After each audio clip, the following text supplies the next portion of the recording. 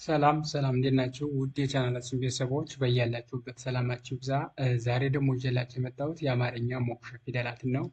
የአማርኛ ሞክሸ ፊደላትን በእንግሊዝኛ ፊደላት እየጻፍኩኝ ይዤላችሁ መጥቻለሁ ማለት ነው። እዚህ ላይ የአማርኛ ሞክሸ ፊደላት እነማን ናቸው የሚለውን መፍትሄ ታገኛላችሁ። በመጀመሪያ ግን ቪዲዮውን ላይክ፣ ሼር እና ሳብስክራይብ በማድረግ ጀምሩ። እነዚህ ሞክሸ ፊደላት በእንግሊዝኛ ፊደል እንዴት ይጻፋሉ፣ አጻጻፋቸው እንዲሁም እንዴት ይነበባሉ የሚለውን የማሳያቸው ይሆናል ማለት ነው። እንዲሁም ቃላትን ደግሞ እያንዳንዳቸው መስርቼላችኋለሁ። ቃላትንም እናያለን። አሁን ቀጥታ ወደ ቪዲዮ እንሂድ። ኦኬ ከዚህ ላይ ምን ይላል? የአማርኛ ሞክሸ ፊደላትን በእንግሊዝኛ ፊደላት መጻፍና ቃል ምስረታ ይላል ማለት ነው። እያንዳንዳቸው ሞክሸ ፊደላትን በእንግሊዝኛ ፊደል ከጻፉ በኋላ ቃላትን መስርቻላችኋለሁ። ያንን በጋራ የምናይ ይሆናል ማለት ነው። አሁን ቀጥታ አብረን እናነባለን። አብራችሁ ከኔ ጋር አንብቡ። በመጀመሪያ የአማርኛ ፊደላትን አነብላችኋለሁ። ኋላ ደግሞ በእንግሊዝኛ የጻፏቸውን የአማርኛ ፊደላት አነብላችኋለሁ ማለት ነው። እንዴት እንደሚነበቡና እንዴት እንደሚጻፉ ማሳያችኋለሁ። አሁን አብራችሁ ከኔ ጋር አንብቡ። ኦኬ ይቺ የመጀመሪያዋ ፊደል ናት። የመጀመሪያ ፊደል ሀ ትባላለች። ሀ ሁ ሂ ሃ ሄ ህ ሆ። እደግመዋለሁ። ሀ ሁ ሂ ሃ ሄ ህ ሆ። አሁን ደግሞ በእንግሊዝኛ ደግሞ እንዴት ይጻፋሉ የሚለውን ስናይ ከመጀመሪያው ከሀ እስከ ሆ ያሉትን መጀመሪያ ተነባቢ ልትሆን የሚችለዋ ፊደል ማናት? ኤች ናት። ኤች ለሁሉም ከመጀመሪያው ከሀ እስከ ሆ ላሉ ፊደላት ቋሚ ናት፣ ተመሳሳይ ናት ማለት ነው። እያንዳንዳቸው ከመጀመሪያው፣ ከሁለተኛው፣ ከሶስተኛው፣ ከአራት፣ ከአምስት፣ ከስድስት እና ከሰባተኛው ኤችን እናስቀምጣለን ማለት ነው። እቺ ቋሚ ናት ለሁሉም። ከዛ ቀጣይ ደግሞ እንደ ሀ ሊያስነብብልን የሚችል ወይም ሊነበብልን የሚችል ኤን ስንጨምር ከኤች ላይ ኤን ስንጨምር እንደ ሀ ይነበብናል ማለት ነው። አሁንም ከኤች ላይ ዩን ስንጨምር እንደ ሁ ይነበብናል። ከኤች ላይ አይን ስንጨምር ደግሞ እንደ ሂ ይነበብናል። ከኤች ላይ ኤን ስንጨምር እንደ ሀ ይነበብናል ማለት ነው። አራተኛዋ በእንግሊዝኛ አጻጻፋቸው ተመሳሳይ ናቸው። ነገር ግን በአማርኛ ፊደል ግን የተለያዩ ናቸው። ቅርጻቸው የተለያዩ ናቸው። ድምጻቸው ተመሳሳይ ይሁን እንጂ አራተኛውና የመጀመሪያው ፊደል ቅርጻቸው የተለያዩ ናቸው ማለት ነው። ከዛ ወደ አምስተኛ ፊደላት ሲሄድ ኤች ኢ ኢን ስንጨምርባት ከኤች ላይ እንደ ሄ ትነበብናለች። ሳድስ ፊደላት ላይ ደግሞ አናባቢ ፊደላት የሉም፣ ተነባቢዎች ብቻ ናቸው። ኤች እንደ ህ ትነበብናለች ማለት ነው። ከሰባተኛ ፊደላት ላይ ስንሄድ ኦን ስንጨምርባት እንደማን ትነበብናለች? እንደ ሆ ትነበብናለች ማለት ነው። ስለዚህ አሁን እነዚህንም በጋራ አብረን እናነባቸዋለን ማለት ነው። ሀ ሁ ሂ ሃ ሄ ህ ሆ። እደግመዋለሁ። ሀ ሁ ሂ ሃ ሄ ህ ሆ። ኦኬ ቀጣዩዋ ሁለተኛዋ ሞክሸ ፊደል የሀ ዘር ደግሞ ማን አለች ማለት ነው? ይቺ ናት። ባለ ሶስት እግሯ ሀመርኋ አመርኋ ትባላለች። የመጀመሪያዋ ሀሌታዋ ናት። ችኛይቱ ደግሞ ሀመርኋ ትባላለች። የእንግሊዝኛ አጻጻፋቸው ሁለቱም ተመሳሳይ ናቸው። ሶስቱ ሀም ተመሳሳይ ናቸው ማለት ነው። ነገር ግን በአማርኛ ስንጽፋቸው ወይም የአማርኛ ቅርጻቸው የተለያዩ ናቸው። በቅርጻቸው የተለያዩ ናቸው። በድምጻቸው ግን ተመሳሳይ ናቸው። ሞክሸ ናቸው ማለት ነው። ስለዚህ የመጀመሪያዋ አሌታ ውሃ ትባላለች። ሁለተኛዋ ደግሞ ሀመር ውሃ ትባላለች ማለት ነው። ስለዚህ ይችንም አሁን በጋራ አብረን እናንብብ። ሀ ሁ ሂ ሃ ሄ ሆ። እደግመዋለሁ። ሀ ሁ ሂ ሃ ሄ ህ ሆ። ኦኬ በእንግሊዝኛ ፊደላት እንዴት ይጻፋል የሚለውን ስናይ ይኸው ከመጀመሪያው ጋራ ከሀሌታዋ ጋር ተመሳሳይ ነው። ምንም ልዩነት የላቸውም። እያንዳንዳቸው ከመጀመሪያው ፊደል እስከ መጨረሻው ፊደል ኤች እናስቀምጣለን። ከዛ ደግሞ አናባቢያቸው ተመሳሳይ ናቸው። ከመጀመሪያው ከሀሌታዋ ጋራ ተመሳሳይ የሆነ አናባቢዎችን ነው የምናደርግባቸው ማለት ነው። ከመጀመሪያዋ ላይ ኤ እናደርጋለን። ከሁለተኛዋ ላይ ዩ እናደርጋለን። ከሶስተኛዋ ላይ አይ እናደርጋለን።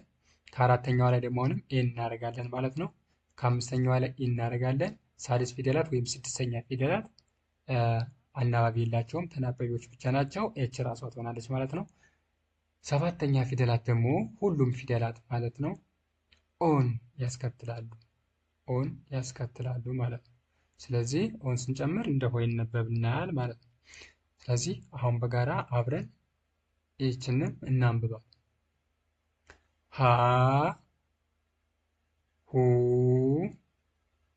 ሂ ሃ ሄ ህ ሆ። እደግመዋለሁ። ሀ ሁ ሂ ሃ ሄ ህ ሆ። ኦኬ ቀጣዩ ደግሞ ሶስተኛዋ የሀዘር ይች ናት። ብዙሃኗ ሀ ትባላለች። ብዙሃኗ ሀ ትባላለች። እንዲሁም የአማርኛ አጻጻፋቸው በቅርጻቸው የተለያዩ ናቸው። በድምጻቸው ተመሳሳይ ቢሆኑ ሞክሸ ቢሆኑም ነገር ግን በእንግሊዝኛው ግን ተመሳሳይ አጻጻፍ ነው የሚኖራቸው። ሶስቱም ሞክሸ ፊደላት ተመሳሳይ የእንግሊዝኛ ፊደል አጻጻፍ ይኖራቸዋል ማለት ነው። በአማርኛ ግን የተለያዩ ናቸው። በቅርጻቸው የተለያዩ ናቸው። በድምጻቸው ብቻ ነው ሞክሸ የሚሆኑት ማለት ነው። ልክ ሰውም ለምሳሌ ተመሳሳይ ሞክሸ ሰዎች እንደሚኖሩ ሁሉ ፊደላትም ሞክሸዎች አሉ። ነገር ግን በቅርጻቸው የተለያዩ ናቸው። ሰው ለምሳሌ አለሙ ሊባል ይችላል። ነገር ግን በመልካቸው ብታዩቸው የተለያዩ እንዲሁም በቅርጻቸው ብታዩቸው የተለያዩ ናቸው። በስማቸው ግን ሞክሸ ናቸው ማለት ነው። እነዚህም በተመሳሳይ እንደዛ ናቸው። ቅርጻቸውን ብታዩቸው የተለያዩ ናቸው። በስማቸው ወይም በድምጻቸው ግን ተመሳሳይ ናቸው። በድምጻቸው ተመሳሳይ ናቸው። ሀ ሀ ሀ ማለት ነው። ሶስቱም ሀ ሀ ናቸው። ስለዚህ እቺ ሶስተኛው ሀ ደግሞ ማን ትባላለች ማለት ነው? ብዙሃኗ ሀ። ብዙሃኗ ሀ ትባላለች ማለት ነው። አሁን እችንም በጋራ አብረን እናንብብ። ሀ ሁ ሂ ሃ ሄ ህ ሆ። ደግመዋለሁ። ሀ ሁ ሂ ሃ ሄ ህ ሆ። ኦኬ በእንግሊዝኛ ፊደል አጻጻፋቸው ግን ተመሳሳይ ነው። ሁሉም ተመሳሳይ ነው። ኤች ለሁሉም ኮመን ናት። ኋላ አናባቢዎችን ስንጨምርም ተመሳሳይ ከሌሎች ሀዎች ጋራ ተመሳሳይ የሆነ አጻጻፍ ነው ሊኖራቸው የሚችለው። ለምሳሌ ከመጀመሪያዋ ከኤች ላይ ኤን ስናደርግ እንዳይነበብናል። ከሁለተኛዋ ፊደል ላይ ስንሄድ ደግሞ አሁንም ከኤች ላይ ዩ ስናደርግባት እንደ ሁ ትነበብናለች ማለት ነው። ሶስተኛ ፊደል ላይም አይን ስናደርግ እንደ ሂ ትነበብናለች። አራተኛ ፊደልም ኤን ስንጨምርባት እንደ ሀ ትነበብናለች ማለት ነው። አምስተኛ ፊደል ላይም ኢን ስንጨምርባት እንደ ሂ ትነበብናለች። ሳድስ ፊደላት አናባቢ የላቸውም፣ ተነባቢ ፊደላት ብቻ ናቸው። ኤች እንደ ህ ትነበብናለች ማለት ነው። መጨረሻ ላይ ኦን ስንጨምር እንደ ሆ ይነበብልናል። አሁንም እነዚህንም አብረን በጋራ እናንብባቸው።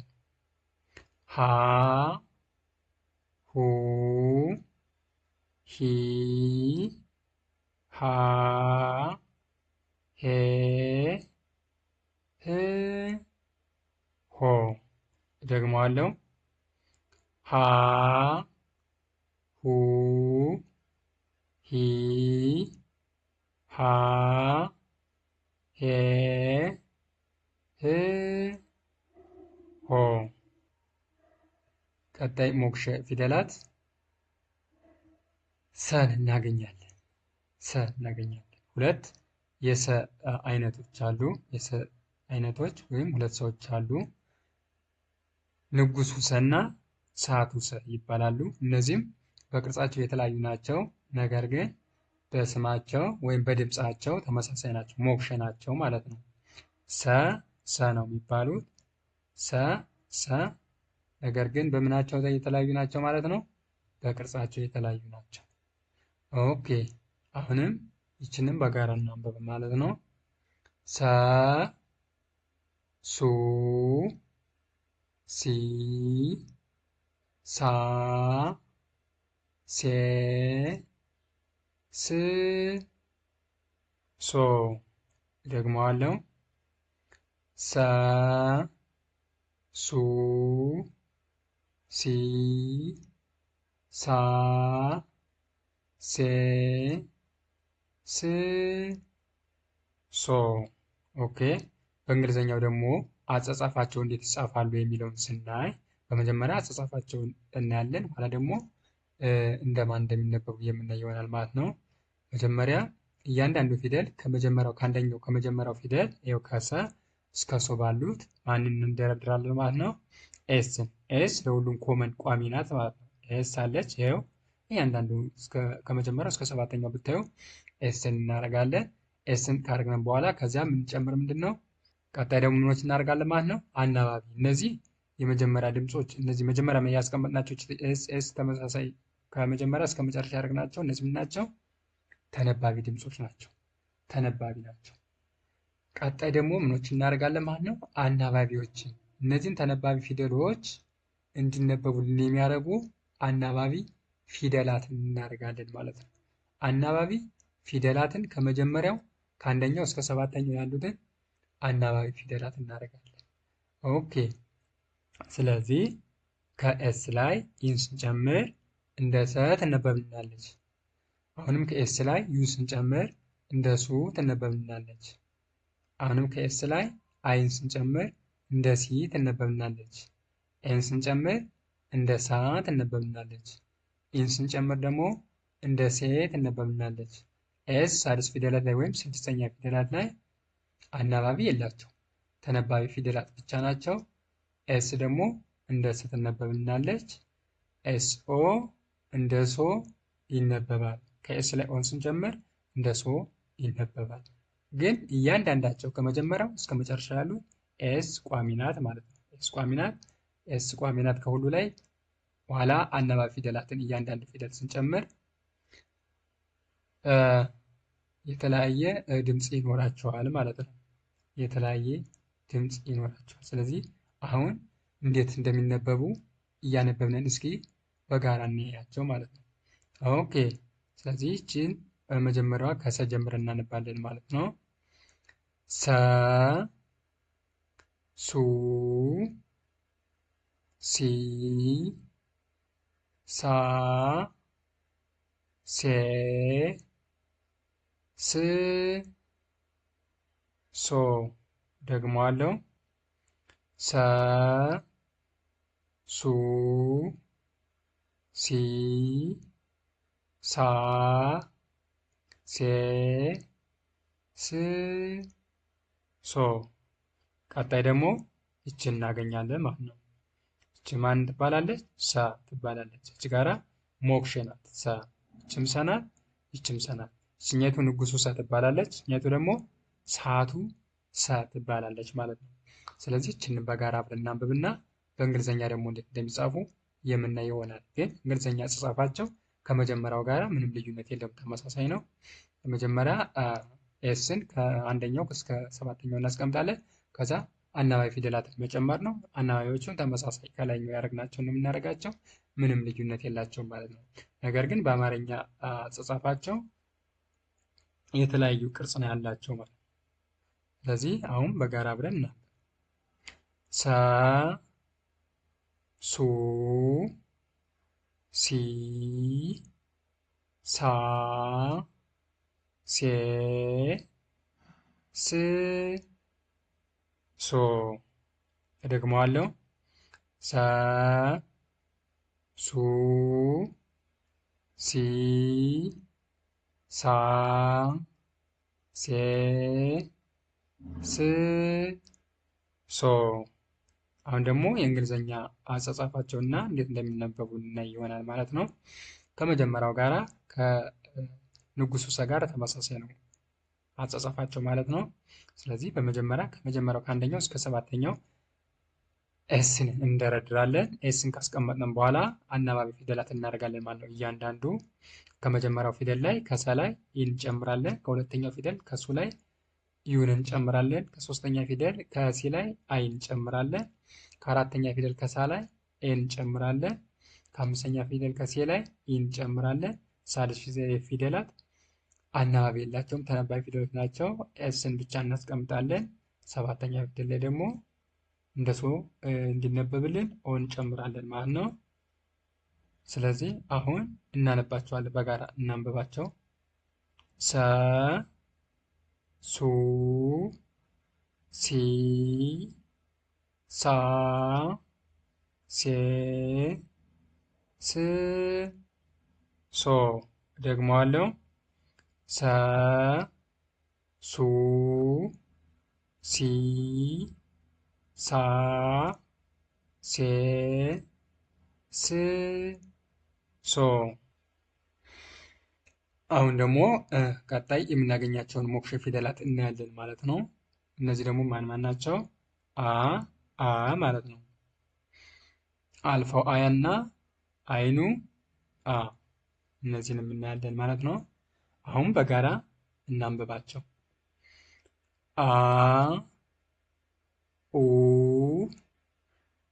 ኢ አ ኤ እ ኦ። ደግመዋለሁ። አ ኡ ኢ አ ኤ እ ኦ። ኦኬ። አሁን ደግሞ በእንግሊዝኛ አጻጻፋቸው እና የት እንደሚነበቡ እናያለን ማለት ነው። ከሌሎች ሞክሼ ፊደላት የሚለየው ይሄ በምንድን ነው? ወይም ከሌሎች ፊደላት የሚለየው ይሄ ፊደል አናባቢ ፊደላትን ብቻ ነው የሚጠቀመው። አናባቢ ፊደላትን ብቻ ነው የሚጠቀመው። በአማርኛ ፊደሎች ላይ ይህም እንደ አናባቢ እንጠቀመዋለን ማለት ነው። ይህን ከአ እስከ አ ያሉትን እንደ አናባቢ እንጠቀማቸዋለን። ይህ ደግሞ በእንግሊዝኛ ሲጻፍ ደግሞ ወይም በእንግሊዝኛ ሲነበብ የሚጠቀመው አናባቢ ፊደላትን ብቻ፣ ሁሎች አናባቢ ናቸው። ከዚህ ላይ አሁን ተነባቢ ፊደል አንድም ሊገኝ አይችልም ማለት ነው። ለምሳሌ እንደ አ የሚነበብልን ኤ ነው። እንደ ኦ የሚነበብልን ዩ ነው። እንደ ኢ የሚነበብልን አይ ነው። አሁንም እንደ አ የሚነበብልን ኤ ነው። እንደ ኤ የሚነበብልን ኢ ነው። እንደ እ የሚነበብልን ኢ ነው። እንደ ኦ የሚነበብልን ደግሞ ኦ ነው ማለት ነው። ስለዚህ እነዚህ ከመጀመሪያው እስከ መጨረሻው ያሉት ከአንደኛው እስከ ሰባተኛ ያሉት ቫውል ወይም አናባቢ ፊደላት ብቻ ናቸው ማለት ነው። ይህንን ከሌሎች ለየት የሚያደርገው አናባቢ ፊደላትን ብቻ ነው የሚጠቀመው። ሌሎች ተነባቢ ፊደላት ይጠቀማሉ። ነገር ግን ይህ ከመጀመሪያው እስከ መጨረሻው አናባቢ ፊደላትን ብቻ ይጠቀማል ማለት ነው። ስለዚህ ይህንም በጋራ አብረን እናንብብ። አ ኡ ኢ አ ኤ እ ኦ። እደግመዋለሁ። አ ኡ ኢ አ ኤ እ ኦ። በጣም ጥሩ። ቀጣይ ደግሞ ማን እናገኛለን ማለት ነው? አይኑ አ፣ የአንድ ሞክሼ ፊደል ሁለተኛዋን አይኑ አ እናገኛለን ማለት ነው። ስለዚህ እነዚህንም አሁን በጋራ አብረን እናንብብ። አ ኡ ኢ አ ኤ እ ኦ። ደግመዋለሁ። አ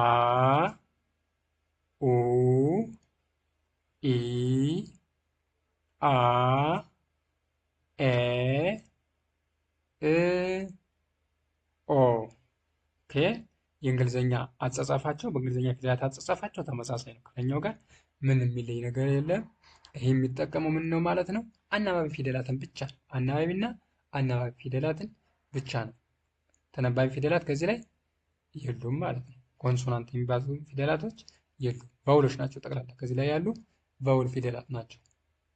ስለዚህ አሁን እነዚህንም ስናይ ኤ እንደ አይ ይነበብና፣ ዩ እንደ ኡ ይነበብና፣ አይ እንደ ኢ ይነበብና፣ ኤ እንደ አይ ይነበብና፣ ኢ እንደ ኤ ይነበብና፣ አሁንም ኢ እንደ ኤ ይነበብና፣ ኦ ደግሞ እንደ ኦ ይነበብናል ማለት ነው። ስለዚህ ይህም እንደዚህኛው ተመሳሳይ አናባቢ ፊደላትን ብቻ ይጠቀማል ማለት ነው። ስለዚህ አሁን ይህንን በጋራ እናንብብ። አ ኡ ኢ አ ኤ እ ኦ። ደግመዋለሁ። አ ኡ ኢ አ ኤ እ ኦ። ቀጣይ ደግሞ የምናገኛቸው የመጨረሻዎቹ ናቸው። እነዚህ ሞክሸ ፊደላት የመጨረሻዎቹ ናቸው ማለት ነው። ጸሎቱ ፀ እና ፀሐዩ ፀ ይባላሉ። የመጨረሻ ናቸው። 8 9ኛ ማለት ነው። የመጨረሻዎቹ ሞክሸ ፊደላት ናቸው። እነዚህ ደግሞ ጸሎቱ ፀ እና ፀሐዩ ፀ ይባላል። ኦኬ እነዚህንም በጋራ አብረን እናንብባቸው። የመጀመሪያው ይሄ ጸሎት ፀ የሚባለው ይሄ ነው። ይህንን በጋራ እናንብብ። ፀ ጹ ጺ ጻ ጼ ጽ ጾ። እደግመዋለሁ።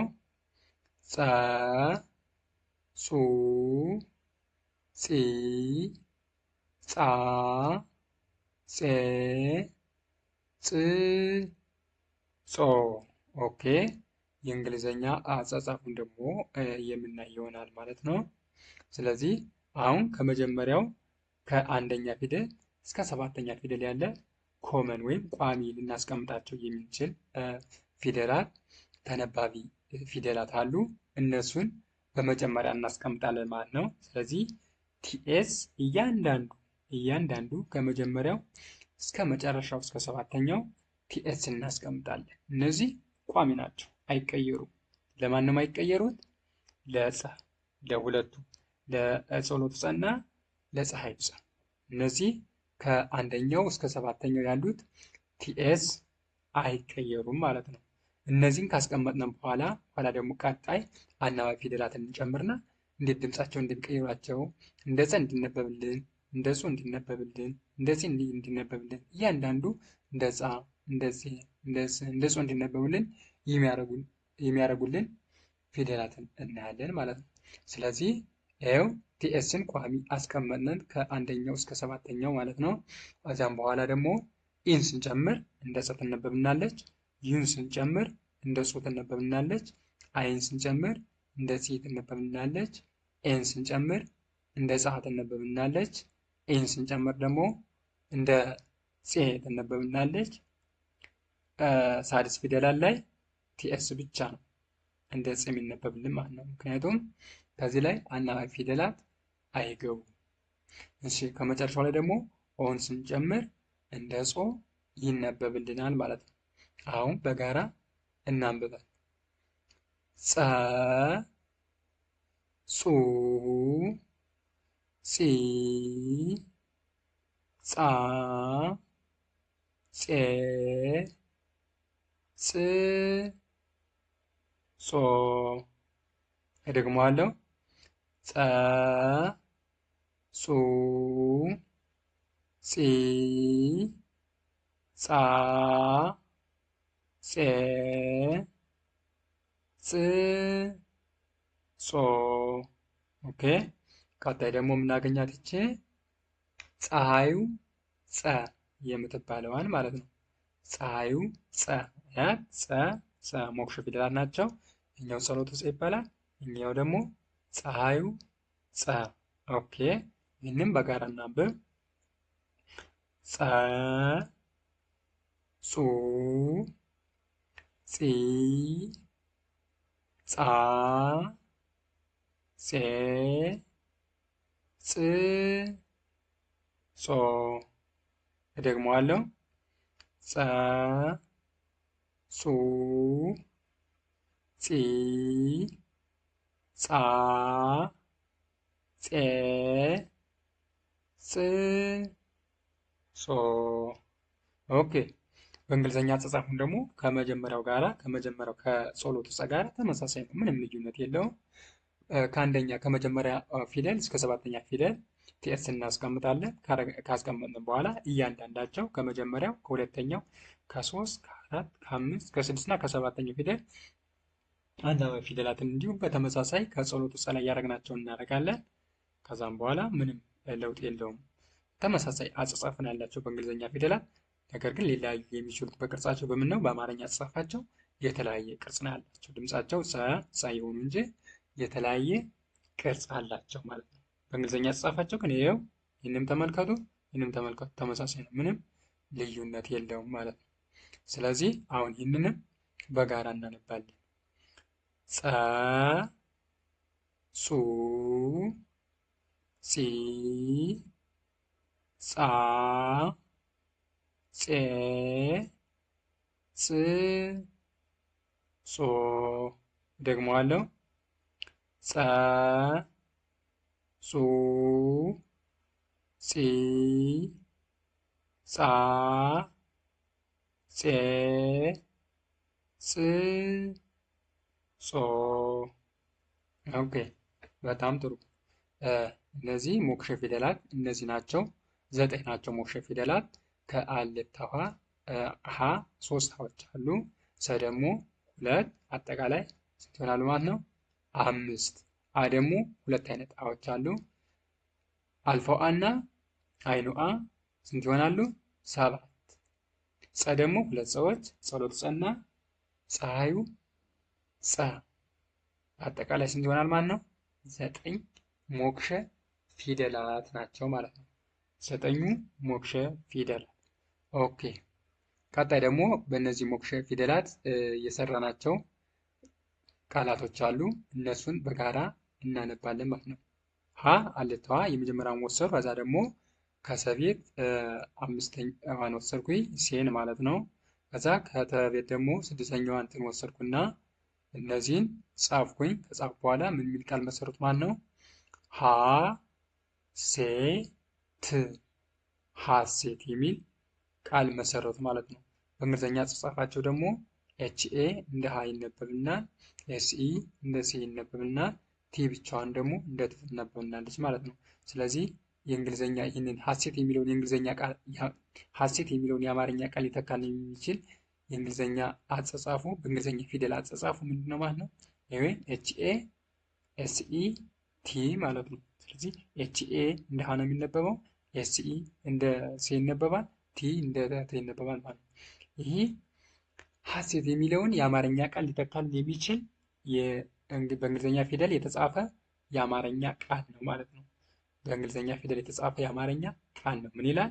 ሀሴት ሀሴት ይላል። ቀጣይ ደግሞ በአመርኋ በሁለተኛዋ ሞክሸ ፊደል በአመርኋ የጻፍነው ወይም ደግሞ የሰራነው ስናይ ሀ በሻ ይኸው ሀን ወሰድኩኝ። አመርኋን የመጀመሪያውን ወሰድኩኝ። ከበቤትም የመጀመሪያዋን በን ወሰድኩኝ። ከሸቤት ደግሞ 4ኛዋን ሻን ወሰድኩና ሀ በሻ የሚል ቃል መሰረቱ። ደግሞ አለው ሀ በሻ ሀበሻ ይላል ማለት ነው። በእንግሊዝኛ ደግሞ እነዚህ ሊወክልን የሚችል ስናያቸው ኤችኤ ሀን ይወክልናል ማለት ነው። ቢኢ ደግሞ በን ይወክልናል። ኤስ ኤችኤ ሻን ይወክልናል ማለት ነው። ስለዚህ ሀበሻ የሚለውን የአማርኛ ቃል ሊተካልን የሚችል በእንግሊዝኛ የተጻፈ የአማርኛ ቃል ምን አለ ማለት ነው? እዚህ ላይ ሀበሻ የሚል ቃል መመስረት እንችላለን ማለት ነው። ሀበሻ የሚለውን የአማርኛ ቃል ሊተካልን የሚችል በእንግሊዝኛ የተጻፈ የአማርኛ ቃል ማለት ነው። ሀበሻ ሀበሻ ብለን መጻፍ እንችላለን። እሺ ቀጣይ ደግሞ በሶስተኛዋ ሞክሼ ፊደል ሀ ወይም ብዙሃኗ ሀ በምትባለዋ ደግሞ የመሰረትነው ደግሞ አለ። ይሄው ሀ ብዙሃኗ ወሰድኩኝ።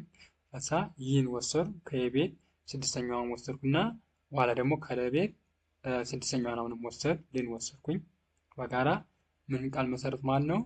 ሀ ይ ል ደግሞ አለው ሀ ይ ል ኃይል የሚል ቃል መሰረት ማለት ነው።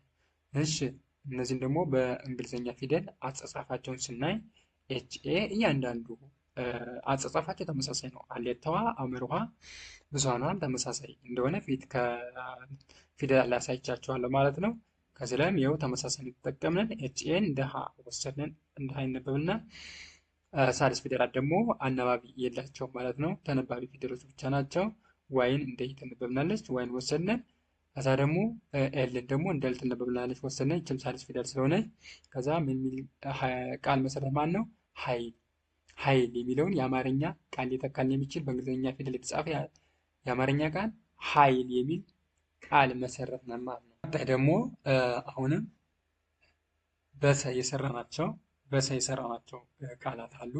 እነዚህንም አሁንም እናያቸው።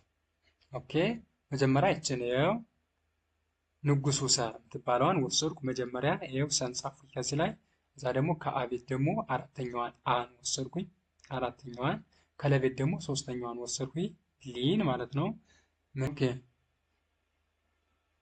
እዚህ ላይ እዛ እነሱን ከወሰዱ በኋላ ምን ቃል መሰረት ማለት ነው? ሰ አ ሊ ደግሞ አለው ሰ አ ሊ ሰአሊ የሚል ቃል መሰረት ማለት ነው። ይኸው ሰን ወሰድኩኝ። ንጉሱ ሰ ይባላል የመጀመሪያውን ፊደል ማለት ነው። ከዛ ደግሞ ከአቤት አራተኛውን አን ወሰድኩኝ። ከለቤት ደግሞ ሶስተኛዋን ሊን ወሰድኩ።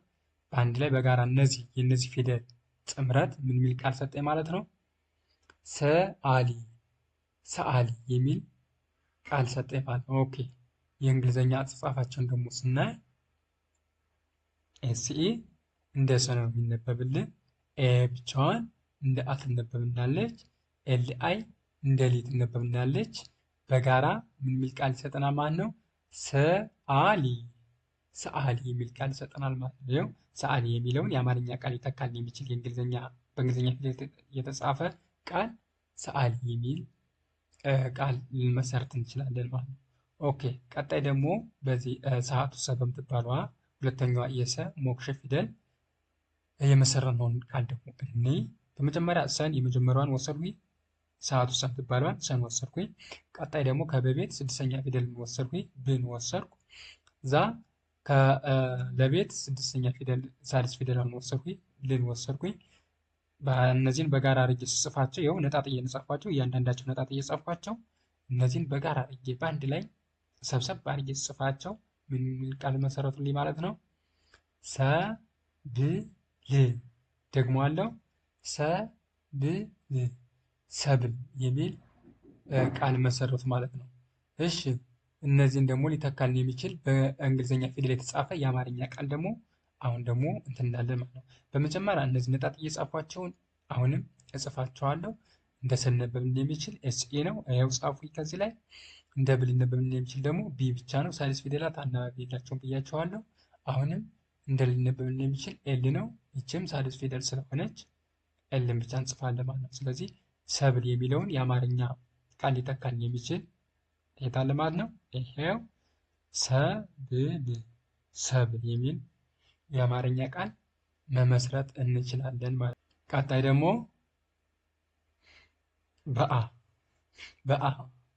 በአልፋው አ የመሰረትነውን ቃል ደግሞ ኦኬ መጀመሪያ አንወሰሩ አልፋው አ የሚባለውን ማለት ነው። አንወሰር ከዛ ቀጣይ ደግሞ ከለቤት ስንተኛዋን ወሰድኩ ማለት ነው? ስድስተኛዋን ልን ወሰድኩኝ። ከዛ ከፈቤት ደግሞ አራተኛዋን ፋን ወሰድኩኝ። እነዚህ ነጣጥዬ የጻፍኳቸው በጋራ እነዚህን አንድ ላይ አድርጌ ስጽፋቸው ጥምረት ሲፈጥሩ ምን ቃል መሰረቱልኝ ማለት ነው? አልፋ የሚላል። ኦኬ እነዚህን እያንዳንዳቸውን ነጣጥዬ የጻፍኳቸው ቃላት አሉ። ይኸው አ እዛ ል እዛ ፋ እነዚህን በአንድ ላይ አድርገን አጣምረን ስንጽፋቸው ምን ቃል መሰረቱን ማለት ነው? አልፋ። ደግመዋለሁ። አልፋ አልፋ የሚል ቃል መሰረቱልን ማለት ነው። አልፋ በመጀመሪያው በአ ወይም በአልፋው አ የመሰረት ነው ቃል ማለት ነው። እሺ የእንግሊዝኛ ፊደላት ደግሞ ሊወክሉን የሚችሉ ይህንን ፊደልና ይህንን ቃል ሊወክሉን የሚችሉትን ጽፌያቸዋለሁ። እነዚህ የምናያቸው ይኸው እንደ አ የሚነበብልን ኤ ነው። ኤን ጻፍኩኝ። እንደ ል ሊነበብልን የሚችል ደግሞ ል ነው። ሳድስ ፊደላት አናባቢ የላቸውም ብያቸዋለሁ። ከዛ እንደ ፋ ሊነበብ የሚችልን ደግሞ ኤፍ ኤ ነው። ኤፍ ኤ። ስለዚህ እነዚህን በጋራ በአንድ ላይ ስናደርጋቸው አልፋ አልፋ አልፋ ይልናል ማለት ነው። ቀጥሎ ማን እናገኛለን ማለት ነው? አይኑ አ እናገኛለን ማለት ነው። በአይኑ አ የመሰረትናቸው ቃላት። ኦኬ በመጀመሪያ ፊደላትን ነጣጥ እያስቀመጥኩ እያንዳንዱ እዚህ ላይ ነጣጥ እያስቀመጡ እዚህ ላይ አን ወሰድኩኝ። አይኑ አን ወሰድኩ። እዛ ደግሞ ከየቤት ስድስተኛዋን ይህን ወሰድኩኝ። አሁንም ከነቤት ስድስተኛዋን ንን ወሰድኩኝ። በአንድ ላይ አጣመርኩና ስጽፋቸው አይን አይን የሚል ቃል መሰረቱልኝ ማለት ነው። አይን ኦኬ። በእንግሊዝኛ ተጻፋቸውን ደግሞ ስናይ ይኸው እንደ አ ሊነበብልን የሚችል ኤ ነው። እንደ ይ ሊነበብልን የሚችል ደግሞ ዋይ ነው። እንደ ል ሊነበብልን የሚችል ኤን ነው። እነዚህን በጋራ በአንድ ላይ አድርገን ስንጽፋቸው አይን አይን የሚል ይህንን የአማርኛ ቃል ሊተካልን የሚችል ቃል መመስረት እንችላለን። ዛሬ ይዤላችሁ የመጣሁት ይህን ይመስላል። ቀጣይ ደግሞ በቀጣይ ቪዲዮ እስከምንገናኝ ቸርን ሰንብቱ።